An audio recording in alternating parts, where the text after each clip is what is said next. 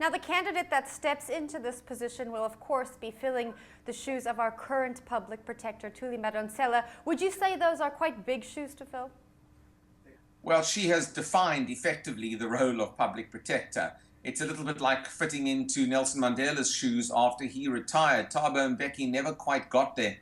And I think that it is a very, very tough task. But look, South Africa has faced, and the public protector has faced, some unique challenges for any such office anywhere in the world. And we have one of the most sophisticated offices of the public protector anywhere in the world. So the challenges faced by Thuli Madonsela and the manner in which she acquitted herself to those challenges were so unique that I think it is difficult to replicate, to compare what could come in the years to follow.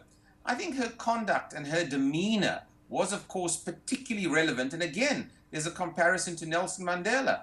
The demeanor, the manner in which Mandela operated for his years in office, similar in a sense to the soft-spoken but pretty hard-nosed and fierce manner of Thuli Madonsela. And I think it's that conviction and that credibility that she has brought to the office that's going to be very, very tough to replicate. The only thing is, you can only really judge somebody's credibility when they are faced with a similar challenge that Madonsela has, particularly on the Nkandla case. And whilst one certainly doesn't hope for a repeat of that from anybody in the body politic of South Africa, it's the toughest cases that will really make us compare the successor to Madonsela with Thuli Madonsela herself. Now I'm going to ask you to make your prediction. Do you have a front runner in mind? It would be unfair of me to state that. One would hope for is that the political imperatives do not play themselves out to too great a degree in the selections. In other words, someone who does have close historic links, let us say, with the governing party, that, of course, would be a red flag, I think, for opposition and perhaps also for civil society and civil society legal bodies in particular as well.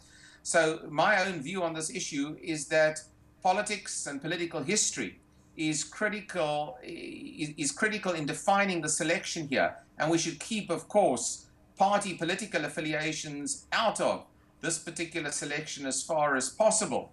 That may exclude particularly talented individuals, but I think from a credibility point of view, and to take us into our next phase of our political development in democratic South African state, and a new weakness I think we've seen in local government elections for the ANC in particular, are going to cause added strains and stresses on our body politic.